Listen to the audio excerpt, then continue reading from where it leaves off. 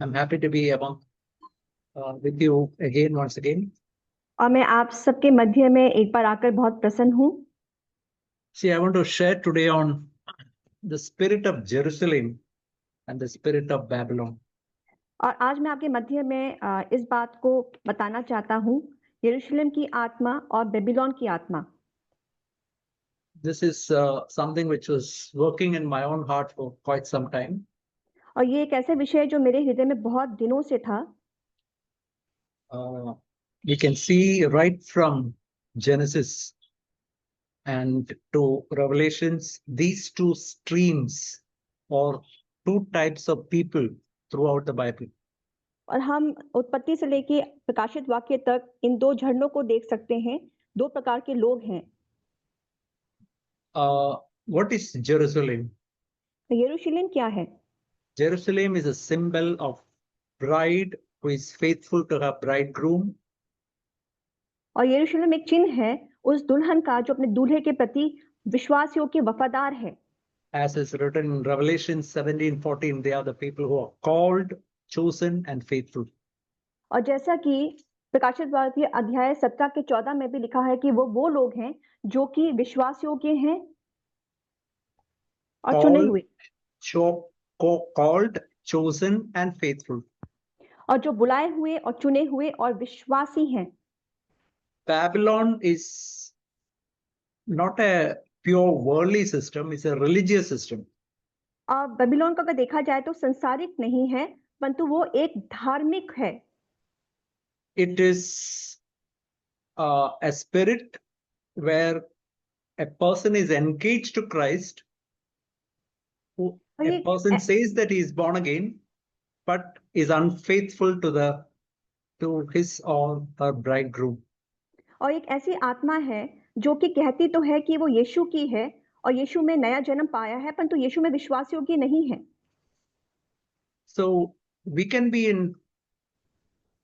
boast ourselves and say that we are in CFC, but we can have the spirit of Babylon inside us. हम इस बात को बोल सकते हैं बड़ा बोल कि हम CFC के सदस्य हैं, परंतु हम हो सकता है बेबीलोन के हों।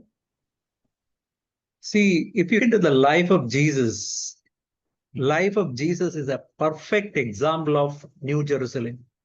और यीशु मसीह के जीवन को देखें तो यीशु मसीह का जो उदाहरण है वो एक बिल्कुल उत्तम उदाहरण है यरूशलेम को लेकर। Just imagine somebody asked us, can you write down the 3 greatest desires which are there in your mind? यदि कोई आपसे पूछे कि आप बिल्कुल विश्वास से पक्का बता सकते हैं वो 3 मनसाएं जो आपके हृदय में हैं, आपके मन में हैं? What will you be writing? The 3 most important desires of your heart. तो आप क्या लिखेंगे? वो 3 सबसे उत्तम आपकी वो मनसाएं जो आपके हृदय में हैं। I don't know what you will write, but if you ask Jesus, you know what he will write?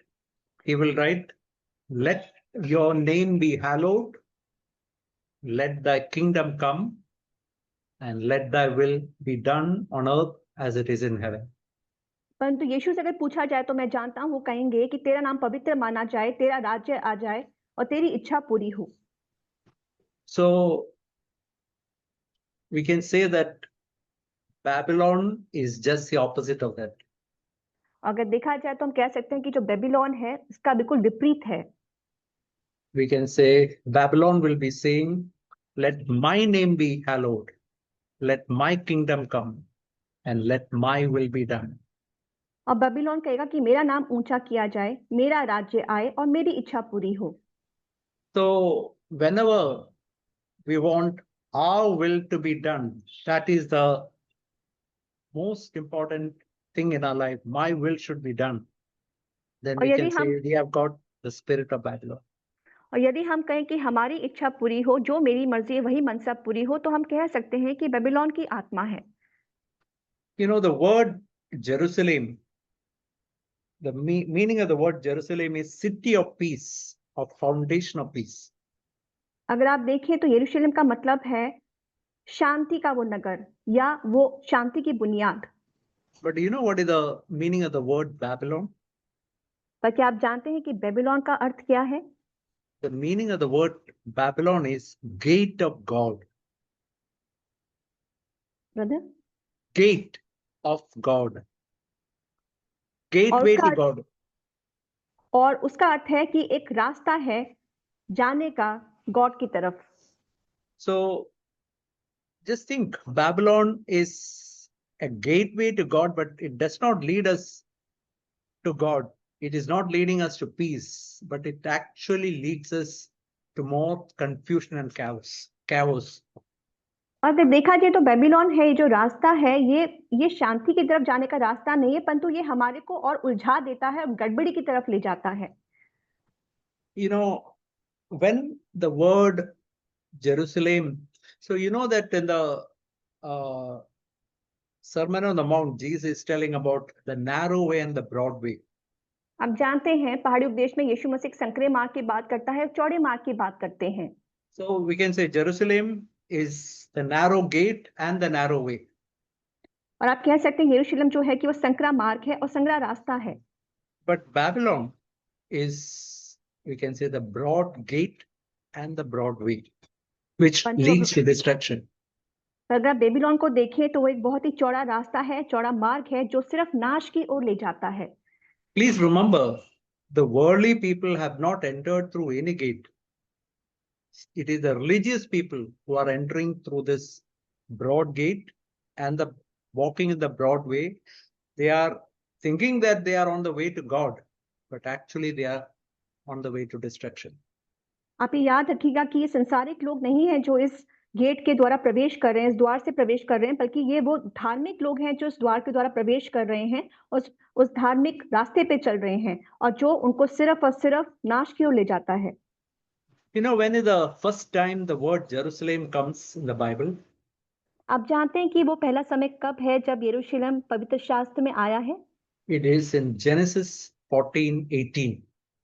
और यह है उत्पत्ति अध्याय 14 के 18 में। There is written of a king called Melchizedek. और वहां पे मलकीसेदेक एक राजा है, उसके बारे में बताया गया है। He is the king of Salem. Salem is actually the short form of Jerusalem. और वो सालेम का राजा है और जो कि वो एक शॉर्ट वर्ड है यरूशलेम के लिए। And in Hebrews 7:2, Melchizedek is called the king of righteousness and the king of peace. और हिब्रू में लिखा गया है कि वो शांति का और वो धार्मिकता का राजा है। We can say Melchizedek is a type of Jesus Christ. और हम कह सकते हैं कि मलकीसेदेक एक प्रकार से यीशु हैं। A type of Jesus Christ. So we can read in Joshua, we can see a very interesting thing in Joshua chapter 10 verse 1. और यहोशू अध्याय 10 के पहली आयत में हम इसको पढ़ सकते हैं और ये बहुत ही ज्यादा इंटरेस्टिंग है। There it's written of a king called Adoni-Zedek. He is the king of Jerusalem, it's written. और वहां पे एक राजा है जो यरूशलेम का राजा है, उनका नाम है अदोनी सिदिक। See, he is actually the king of Jebusites. और वो यबूसियों का राजा है। But you can see that when the Melchizedek was a king, there was true righteousness, true peace in the land. But by the time Jebusites began to rule, the word Adoni-Zedek actually means my Lord is righteous or Lord of righteousness. और अगर देखा जाए जब तक मलकीसेदेक ने उस पर राज्य किया तो वहां पे हमेशा धार्मिकता थी, पर जब राजा अदोनी-सिदेक ने वहां पे राज्य करना शुरू किया तो वहां पे ऐसा कुछ नहीं था, बल्कि अदोनी-सिदेक का मतलब होता है मेरा प्रभु ही धार्मिकता है। But actually it is not a land of righteousness. It was a land which was owned by Jebusites. और वो देखा जाए तो एक धार्मिकता का क्षेत्र नहीं था, वो राज्य नहीं था, वो एक ऐसा राज्य था जहां पे यबूसी थे। You know, this is exactly what devil always wants to do. और आप जानते हैं यही है जो शैतान हमेशा चाहता है कि हो। Wherever there is the spirit of Jerusalem, Satan will come and try to infiltrate and try to spoil and bring in the spirit of Babylon there. और ऐसा होता है, वो हमेशा चाहता है जहां पे भी यरूशलेम का राज्य है वहां किसी तरीके से वो घुस जाए और यरूशलेम के राज्य को लेकर वो यबूसियों के राज्य को बना दे, बेबीलोन बना दे। You know what happened here? We can see Joshua, who is actually a type of Jesus. And the meaning of the word Joshua is the Lord is salvation. He defeated this king and captured the city of Jerusalem from Jebusites. और यहाँ देखें तो यहाँ पे बाद में क्या हुआ कि राजा था यहोशू, जिसका नाम है उद्धार, उसने यहाँ पर युद्ध किया और इस यबूसियों के उस राज्य को जीत लिया। Now let's see when the Babylon first comes in the Bible. और हम यहाँ देखते हैं कि पहली बार पवित्र शास्त्र में बेबीलोन कहाँ आया है। We can see that in Genesis chapter 11. और यहाँ पे हम उत्पत्ति अध्याय 11 में इसको देख सकते हैं। And we can see that some people gathered together, and we can see in Genesis 11:3, they said, "Come, let us make bricks and burn them together." And verse 4, "Come, let us build for ourselves a city, a tower whose top will reach into heaven, and let us make for ourselves a name, lest we be scattered abroad over the face of the whole earth."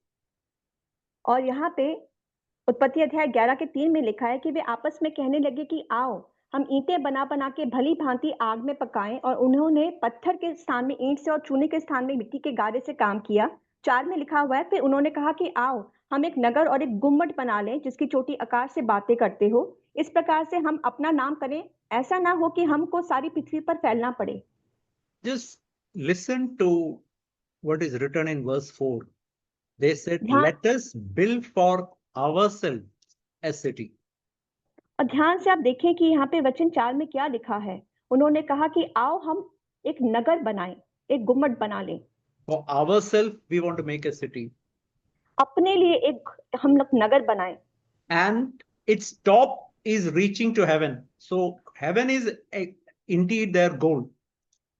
और वो कहते हैं उस नगर की जो चोटी है वो आकाश में पहुंचे, और यही है जो चाहते हैं कि वो आकाश तक पहुंचे, यही उनका आकांक्षा है।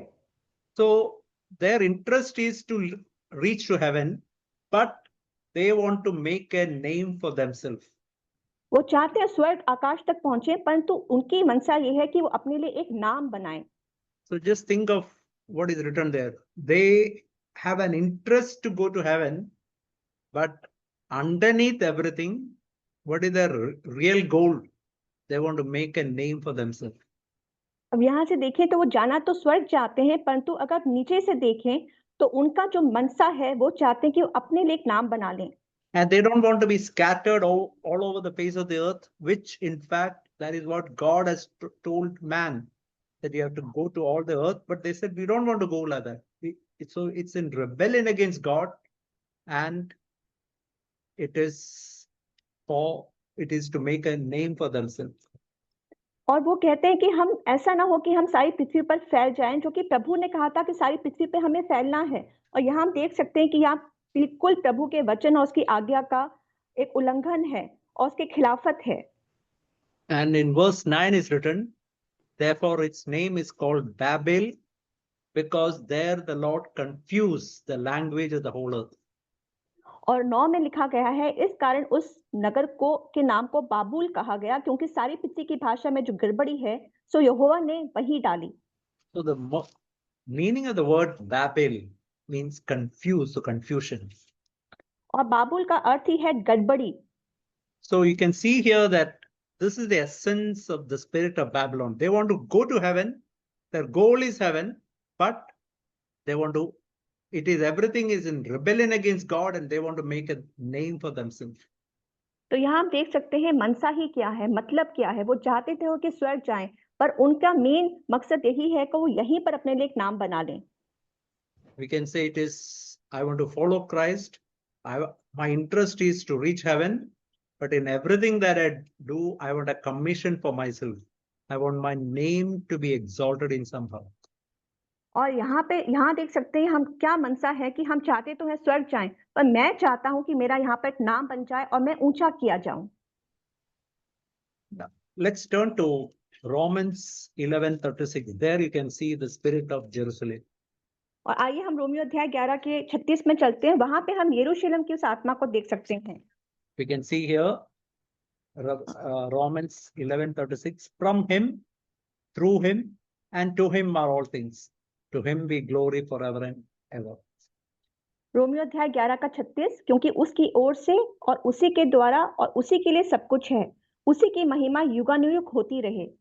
So, what is the spirit of Jerusalem? From him are all things. Through और him यरूशलेम are all things. And to him are all things. और यरूशलेम की आत्मा क्या है? उसकी ओर से, उसी के द्वारा और उसी के लिए सब कुछ हो। So, whatever we do, let it be singing in the church, or let it be sharing in the church, or if we are as brothers, we are working in the work spot, or sisters working in the kitchen, or doing whatever, our desire should be from him, through him, and to him. तो चाहे हम कुछ भी कर रहे हों, प्रभु के लिए गीत गा रहे हों, हम कुछ साझा कर रहे हों, हम भाई एकजुट मिलकर कुछ कार्य कर रहे हों, बहन रसोई में कुछ काम कर रहे हों, एक ही मनसा हो कि उसकी ओर से, उसी के द्वारा और उसी के लिए। And opposite to that, we can see when Nebuchadnezzar was making his kingdom Babylon, he was telling that in his own heart in Daniel 4 verse 30. और दानियल अध्याय 4 का 30 में जाएंगे तो वहां पे नबूकदनेस्सर जब बना रहा है अपने राज्य के, तो वो क्या कहता है? He is telling, is this not the Babylon the Great, which I myself have built as a royal residence by my might, of my power, and for my glory? और वो कहता है कि क्या यह बड़ा बाबुल नहीं है, जिसे मैं ही ने अपने बल और सामर्थ से राजनिवास होने की और अपने प्रताप की बड़ाई के लिए बसाया है। So we can see the opposite spirit. From me, through me, and to me are everything. अब यहाँ पे विपरीत है, मेरे द्वारा, मेरे लिए और मुझ में ही। Now let's go to Revelations to see about Jerusalem and about Babylon. आइए हम प्रकाशित वाक्य में चलते हैं और वहां पे हम लोग बेबीलोन और यरूशलेम के बारे में और जानते हैं। We can see in Revelations chapter 18 प्रकाशित वाक्य अध्याय 18 and verse 3 is written. वचन 3 में लिखा है, Revelations 18:2, sorry. He cried out with a mighty voice saying, fallen, fallen is Babylon the Great. और वहां पे प्रकाशित वाक्य अध्याय 18 का 2 में लिखा है, उसने ऊंचे शब्द से पुकार कर कहा कि गिर गया, बड़ा बाबुल गिर गया। See, listen to that phrase, Babylon the Great. So it is a spirit of making myself, wanting to make myself great.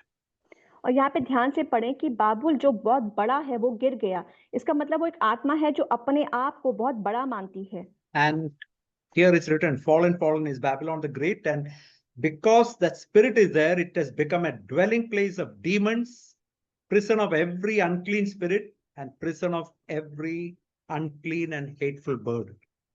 और क्योंकि वो बड़ा बाबुल गिर गया है, वो जो आत्मा है उसके कारण वहां पे वो दुष्ट आत्माओं का निवास है, हर एक अशुद्ध आत्मा का वो अड्डा है और एक अशुद्ध घृण पक्षी का अड्डा है। Please remember, whenever we want to make a name for ourselves, we want to become somebody great, that is the opening for all unclean spirits to come in. All और जब भी unclean and as is written, all demonic spirits to come in. और जब भी हम अपने नाम को ऊंचा उठाना चाहते हैं और हम बहुत महान बनने की मनसा रखते हैं, तो वहां पर ये बात याद रखिएगा कि वो एक तरीका है जिसके द्वारा दुष्ट आत्माओं का निवास हो सकता है और हर एक अशुद्ध आत्मा का अड्डा आ सकता है। And we can see the call of God in verse 4, come out of her, my people, that you may not participate in her sins. और वहां पे प्रभु की पुकार अपने लोगों के लिए है कि हे मेरे लोगों, उसमें से निकल आओ कि तुम उसके पाप में भागी ना हो। Now look at verse 7, 18:7. To the degree that she glorified herself and lived in sensuality, to same degree give her torment and mourning. और 18 के 7 में लिखा है कि जितनी उसने अपनी बड़ाई की और सुख विलास किया, उतना ही उसको पीड़ा और शोक दो। Please listen to that very carefully. To the extent she glorified herself, to that extent, but she is getting all types of torment. और ध्यान से आप इसको सुने कि जिस स्तर तक उसने अपनी बड़ाई और सुखविलास की मनसा रखी और सुखविलास किया, उतने ही स्तर तक उसको वो पीड़ा और शोक होगा।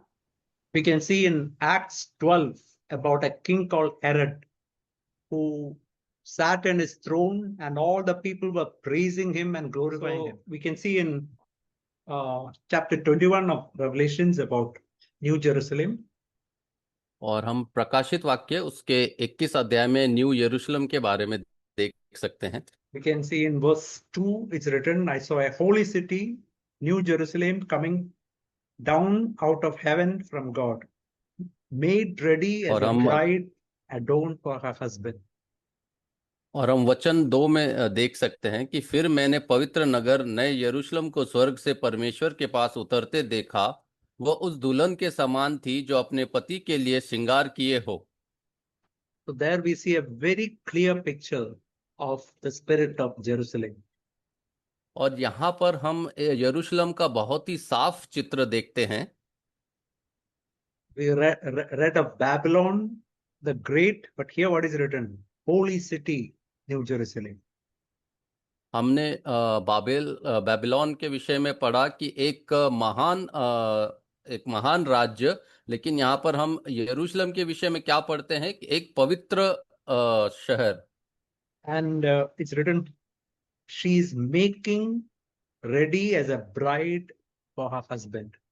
और वहां पर यह भी लिखा है कि वह उस दुल्हन के समान श्रृंगार करती है अपने पति के लिए। And in verse 3 is written, I heard a loud voice from the throne saying, behold, the tabernacle of God is among men, and he shall dwell among them. They shall be his people, and God himself shall be among them. और वचन 3 में हम पढ़ते हैं, फिर मैंने सिंहासन में से किसी को ऊंचे शब्द से यह कहते हुए सुना, देख परमेश्वर का डेरा मनुष्य के बीच में है, वह उनके साथ डेरा करेगा और वे उसके लोग होंगे, और परमेश्वर आप उनके साथ रहेगा और उनका परमेश्वर होगा। You know what is the greatest desire of God right from the creation of man? और आप जानते हैं कि परमेश्वर की सबसे महान इच्छा क्या है जब से उसने मनुष्य की सृष्टि की है? To live in fellowship with man, and that man should always enjoy the presence of God. और वह है वह परमेश्वर की इच्छा है कि वो मनुष्य के साथ संगति में रहना चाहता है, और दूसरा यह कि मनुष्य उसके साथ संगति का आनंद ले। The word tabernacle means dwelling place. God's dwelling place among men, among people, among his people. और जो टैबरनेकल जो शब्द है उसका अर्थ है कि परमेश्वर अपने लोगों के बीच में वास करता है।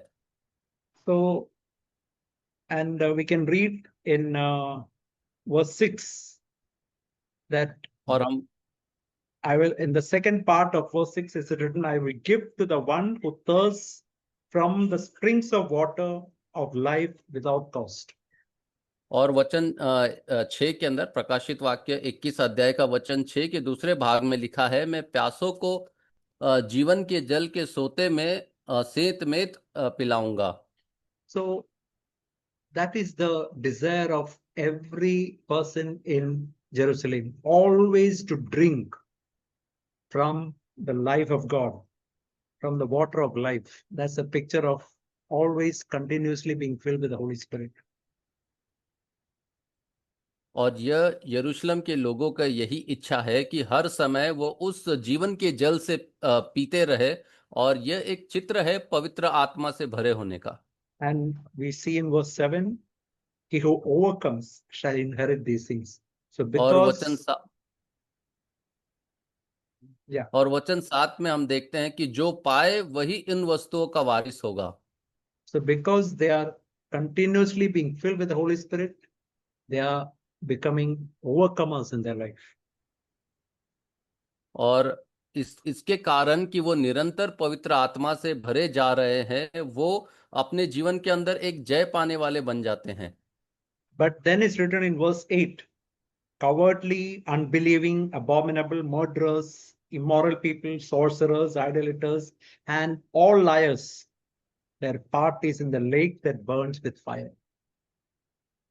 और वचन 8 में लिखा है, परंतु डरपोकों को और अविश्वासियों और घिनौनों और हत्यारों और व्यभिचारों और टोनों और मूर्ति पूजकों और सब झूठों का भाग उस झील में मिलेगा जो जो आग और गंधक से जलती रहती है। यह दूसरी मृत्यु है।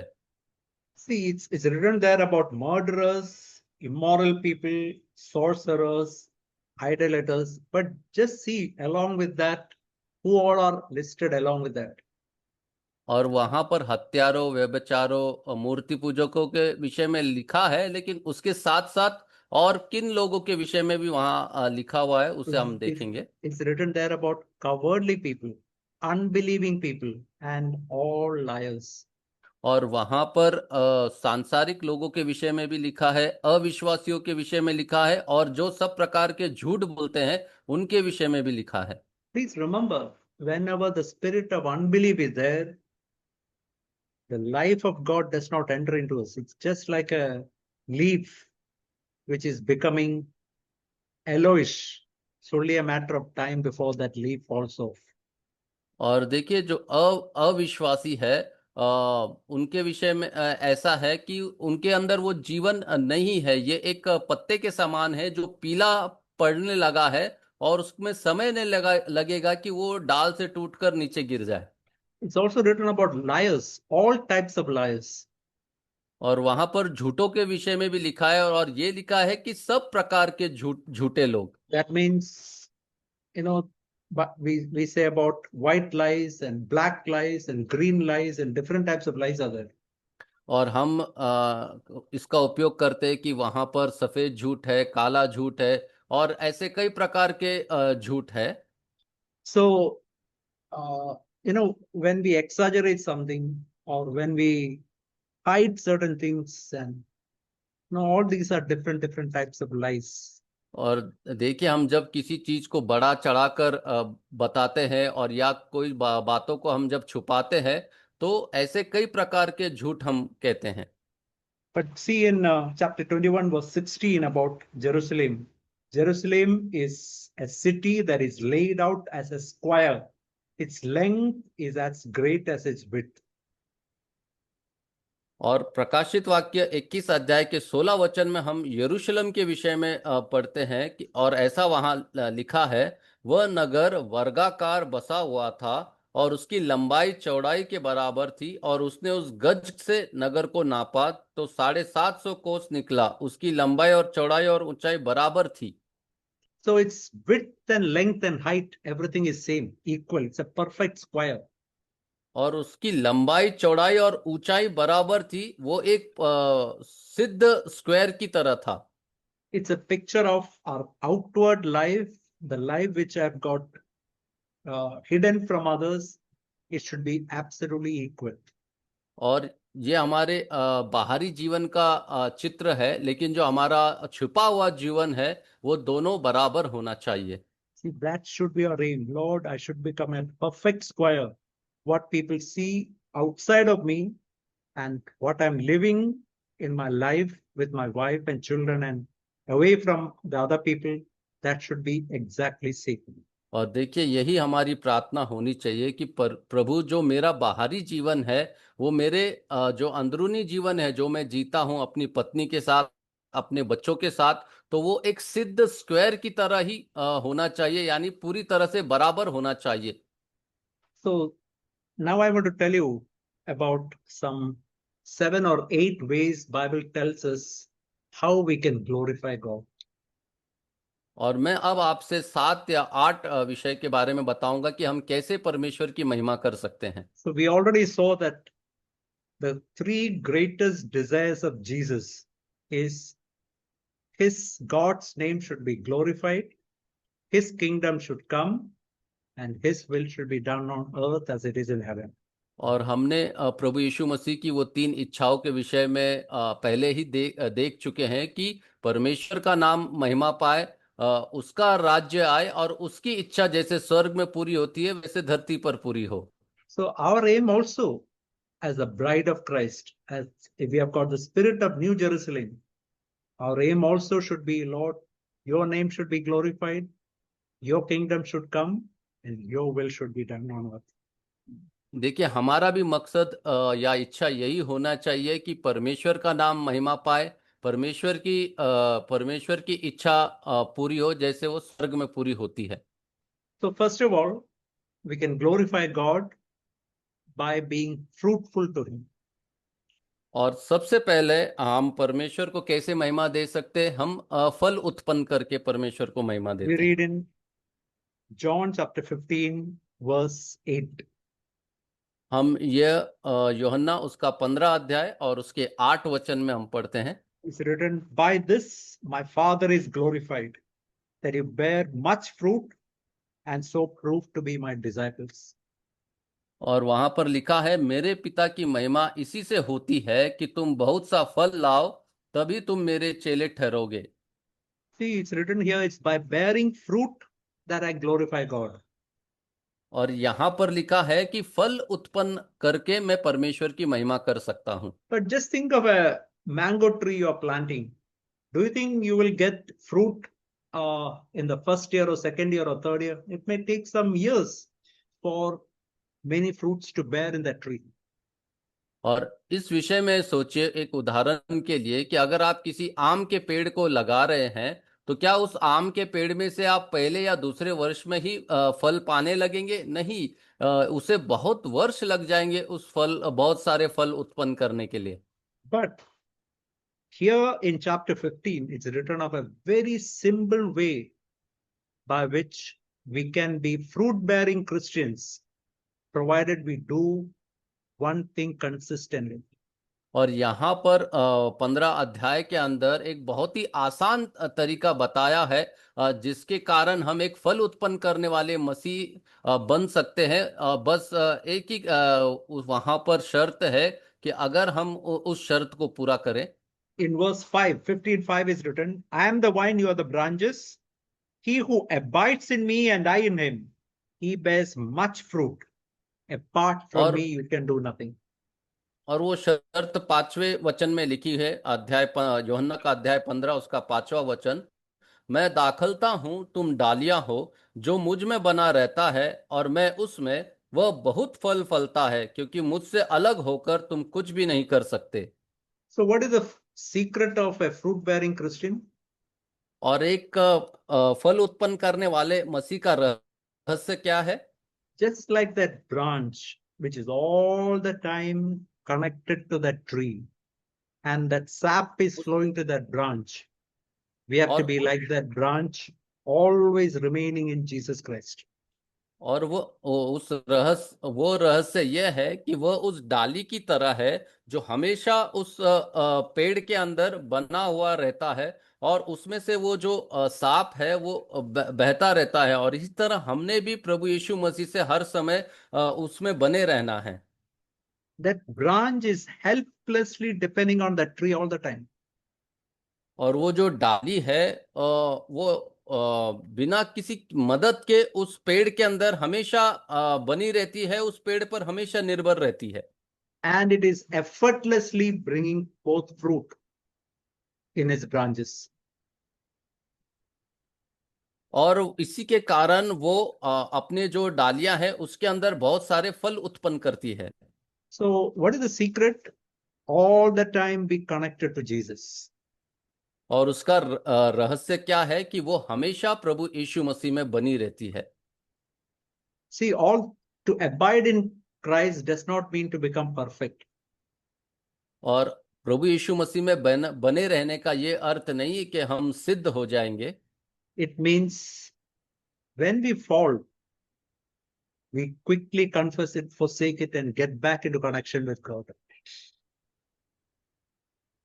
उसका अर्थ है कि जब भी हम गिरते हैं, हम फिर से मन फिराते हैं और फिर एक बार उसके साथ जुड़ जाते हैं। You know what is the definition of a righteous man in Proverbs? और एक जो धार्मिक व्यक्ति है उसका डेफिनेशन नीति वचन में क्या दिया गया है? I think it is in Proverbs 25. It's written, a righteous man falls 7 times, but gets up. और जो धर्मी व्यक्ति है उसके बारे में नीति वचन में ऐसा लिखा है कि एक धर्मी व्यक्ति 7 बार गिरता है लेकिन फिर भी वो उठ खड़ा होता है। So if you fall, but quickly get up and get back into connection with God, then you are abiding in the tree all the time. And you are a righteous person, and you will be a fruit-bearing Christian after some time. और यदि आप गिरते भी हैं तो आप गिरे नहीं रहते, आप तुरंत उठते हैं और फिर से मन फिराते हैं और प्रभु यीशु मसीह के साथ जुड़ जाते हैं या उस पेड़ के साथ जुड़ जाते हैं और इसी तरह आप फिर से प्रभु यीशु मसीह के साथ एक संबंध में आ जाते हैं। Okay, second way we can glorify God, 1 Corinthians chapter 6. और दूसरा तरीका जिससे हम परमेश्वर की महिमा कर सकते हैं वो दूसरा कोरिन्थियो 1 Corinthians 6, 19 and 20. माफ कीजिएगा, पहला कोरिन्थियो 6 अध्याय उसका 19 और 20 वचन। Do you not know that your body is the temple of the Holy Spirit who is in you, whom you have from God, and you are not your own? You have been bought with a price. Therefore, glorify God in your body. पहला कोरिन्थियो 6 अध्याय उसका 19 और 20 वचन। क्या तुम नहीं जानते कि तुम्हारी देह पवित्र आत्मा का मंदिर है जो तुम में बसा हुआ है और तुम्हें परमेश्वर की ओर से मिला है और तुम अपने नहीं हो क्योंकि दाम लेकर मोल लिए गए हो, इसलिए अपनी देह के द्वारा परमेश्वर की महिमा करो। You know, this body is the temple of the Lord. आप जानते हैं ये देह जो है वो परमेश्वर का मंदिर है। Holy Spirit is dwelling inside us. और पवित्र आत्मा हम में वास करती है। Almighty God is dwelling inside us. परम प्रधान परमेश्वर हम में वास करते हैं। We have been bought with a heavy price, which is the life of Jesus Christ, blood of Jesus Christ. बहुत ही बड़े दाम देकर हमें मोल लिया गया है जो कि प्रभु यीशु मसीह का जीवन है। Therefore, Bible says, glorify God in your body. और इसी कारण बाइबल कहती है कि हमें अपनी देह में परमेश्वर की महिमा करना है। How do we glorify God? हम अपनी देह में कैसे परमेश्वर की महिमा कर सकते हैं? By offering every part of our body to Jesus Christ. हम अपने देह के जो संपूर्ण भाग है उसको प्रभु यीशु मसीह को बलिदान करके हम उसकी महिमा कर सकते My हैं। thought life is the temple of God. It should be completely offered to Christ. My tongue, my eyes, my hands, my ambitions, my motives, everything should be handed over to Jesus Christ. Everything should be submitted to him. मेरे विचारों का जीवन, मेरी आंखें, मेरी जुबान, मेरे जो मकसद है, मेरी जो इच्छाएं हैं, सभी चीजों को मैंने प्रभु यीशु मसीह को बलिदान करना है। इसी और मेरे हाथों को भी मैंने प्रभु यीशु मसीह को बलिदान करके चढ़ाना है। इसी तरह मैं अपने शरीर को प्रभु यीशु मसीह को बलिदान करके चढ़ाता हूँ। The law of the temple of God is written in Ezekiel chapter 43 verse 12. और व्यवस्था के विषय में The law of the temple of God is written in Ezekiel 43:12. और परमेश्वर के मंदिर के व्यवस्था के विषय में यहेजकेल की पुस्तक उसका 43 अध्याय उसका 12 वचन में लिखा गया है। So this is the law of the house. Entire area on top of the mountain all around shall be holy. Behold, this is the law of the house. यहेजकेल 43 अध्याय उसका 12 वचन।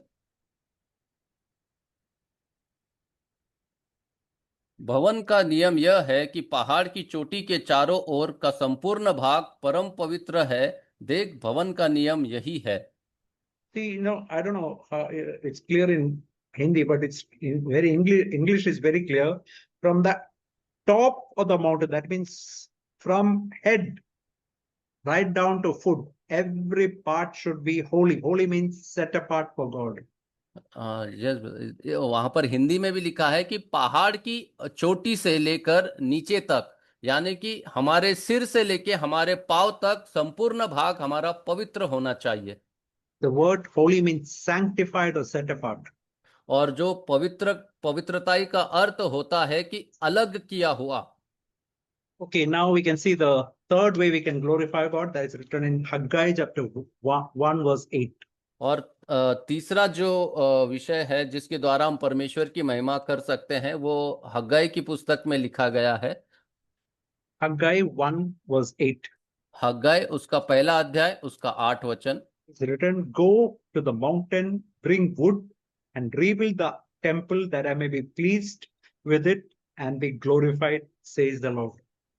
पहाड़ पर चढ़ जाओ और लकड़ी ले आओ और इस भवन को बनाओ और मैं उसको देखकर प्रसन्न होऊंगा और मेरी महिमा होगी, यहोवा का यही वचन है। You know what is the greatest work the Lord is doing in these days? और आप जानते हैं कि सबसे महान कार्य जो परमेश्वर इस समय कर रहे हैं वो क्या है? The greatest work the Lord is doing is building his body. और जो सबसे महान कार्य जो परमेश्वर इस समय कर रहे हैं वो है अपनी देह का निर्माण करना। And here is written of some people, instead of giving importance to that greatest work, they have got other things, other businesses in their heart. और यहाँ पर कुछ लोगों के विषय में ऐसा लिखा है कि उस महान कार्य के अंदर अपना मन लगाने के बजाय वो उनका दूसरा एक बिजनेस है या दूसरे कार्यों में वो मन लगा रहे हैं। They have got their own interest, their money, their business, their comfortable life. Many other things are important to them. और उनके जीवन के अंदर अपनी अलग रुचि है। वो अपने जो बिजनेस है या व्यवसाय है उसके अंदर रुचि रख रहे हैं, वो अपने पैसों में रुचि रख रहे हैं और वो एक आरामदायक जीवन के अंदर रुचि रखते हैं। And the Lord is telling them in verse 5, consider your ways. और वचन 5 के अंदर परमेश्वर उससे उनसे कह रहा है कि अपनी चाल चलन पर ध्यान करो। Verse 6, you have sown much, but you have harvested little. You eat, but there is not enough to be satisfied. You drink, there is not enough to be drunk. You put on clothing, but no one is warm enough. You earn wages and put it into purses with holes.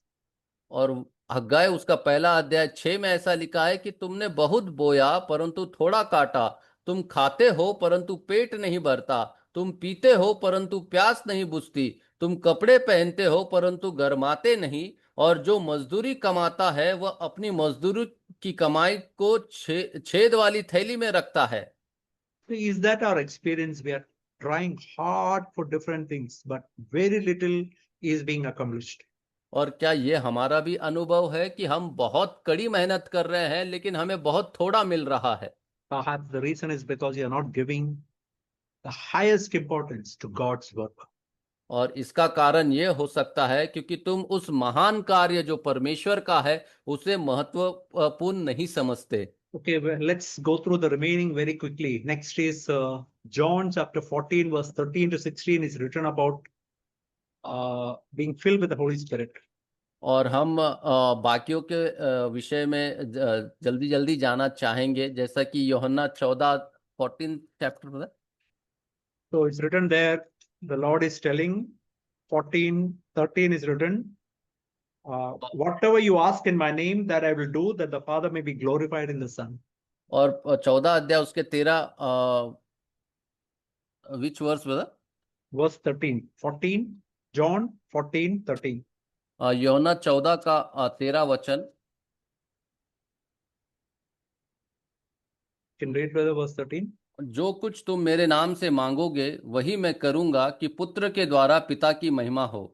So there, if you read the following verses, he's telling about being filled with the Holy Spirit.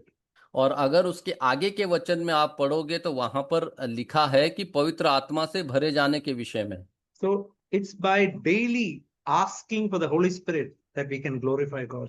और इसका अर्थ है कि हम हर दिन पवित्र आत्मा के विषय में परमेश्वर से मांग सकते हैं और इसके द्वारा हम परमेश्वर की महिमा कर सकते There हैं। is a verse in John 7:39 where is written, Holy Spirit was not given because Jesus was not glorified.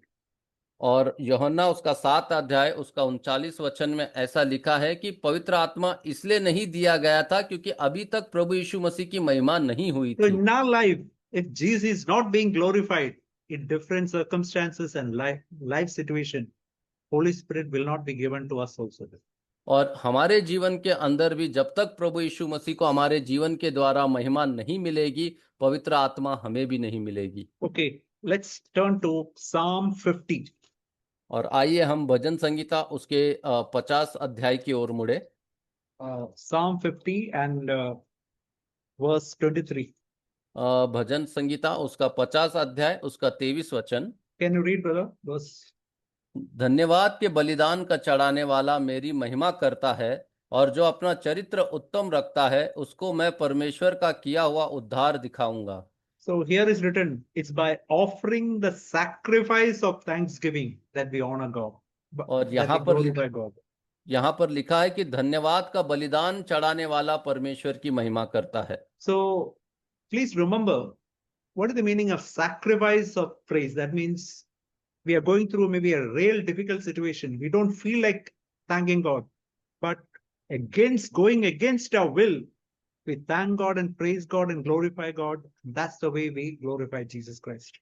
और स्तुति के बलिदान का अर्थ क्या है कि हम एक बहुत ही मुश्किल परिस्थिति से गुजर रहे हैं, और हमें ऐसी इच्छा भी नहीं होती कि हम परमेश्वर का धन्यवाद करें, लेकिन जब हम उस परिस्थिति के अंदर परमेश्वर का धन्यवाद करते हैं तो उसका अर्थ है वहां पर हम परमेश्वर की महिमा करते हैं। We can see another verse in John chapter 17 verse 4. Jesus is telling, I glorified thee on earth, having accomplished the work which thou hast given me to do. और यूहन्ना 17 अध्याय उसके 4 वचन में भी ऐसा लिखा है कि जो कार्य तूने मुझे करने को दिया था उसे पूरा करके मैंने पृथ्वी पर तेरी महिमा की है। So it is by accomplishing that particular work to which Jesus called each one of us that we can glorify God. और जो कार्य प्रभु यीशु मसीह ने हमें करने के लिए बुलाया है उस कार्य को पूरा कर कर हम परमेश्वर की महिमा कर सकते So हैं। each one have got a task given by the Father on this earth. और हम सभी को परमेश्वर ने कोई ना कोई ऐसा कार्य दिया है इस धरती पर पूरा करने के That we लिए, have to find it out. और वो हमें ढूंढना होगा God will show it to us. और परमेश्वर हमें वो दिखाएगा। And our desire should be, Lord, I want to accomplish that purpose for which you have called me. और हमारी इच्छा यह होनी चाहिए कि प्रभु मैं उस कार्य को, उस उद्देश्य को पूरा करना चाहता हूं जिसके लिए तूने मुझे बुलाया है। Okay, we can see another thing in John chapter 12. Maybe with this we'll close.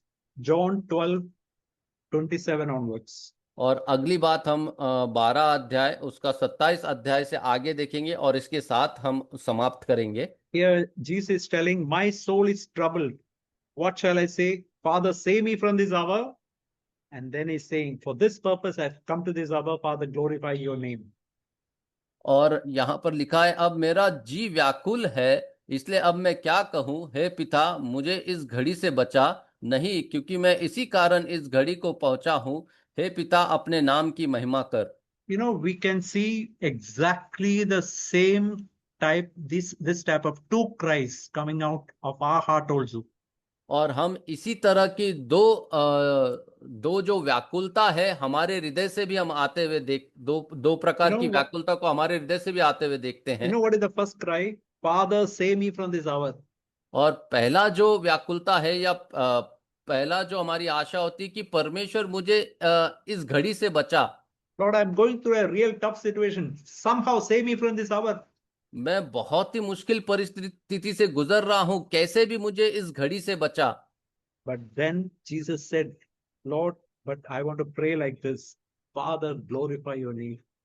लेकिन प्रभु यीशु मसीह कहते हैं कि पिता मैं इस तरह से प्रार्थना करना चाहता हूं कि तेरे नाम की महिमा हो। And we see in the earlier portion in chapter 12 verse 24, unless a grain of wheat falls to the earth and dies, it remains by itself alone, but if it dies, it bears much fruit.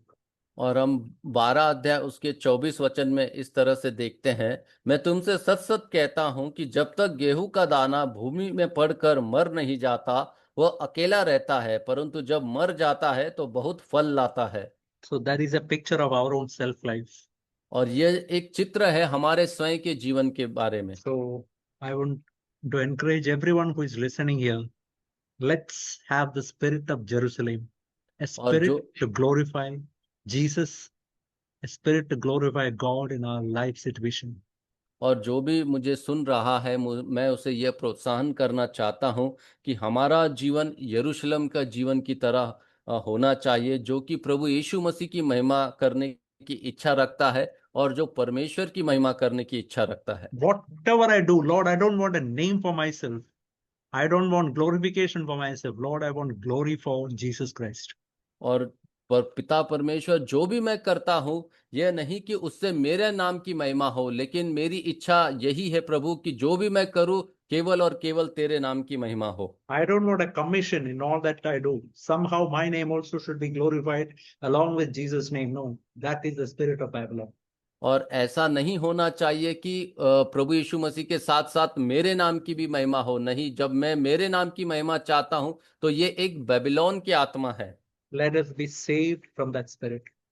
आइए हम उस Babylon की आत्मा से अपने आप को बचा कर रखें। Whatever we do, it should be from Him, from God, through Jesus Christ, and to Him. और जो भी हम करते हैं ये परमेश्वर की ओर से होना चाहिए, प्रभु यीशु मसीह के द्वारा होना चाहिए और परमेश्वर के लिए होना चाहिए। Let that be our desire. और यही हमारी इच्छा होनी चाहिए। Thank you, dear brothers, for listening. और प्रिय भाइयों, सुनने के लिए बहुत बहुत धन्यवाद। Thank you, dear brother, for wonderful translation.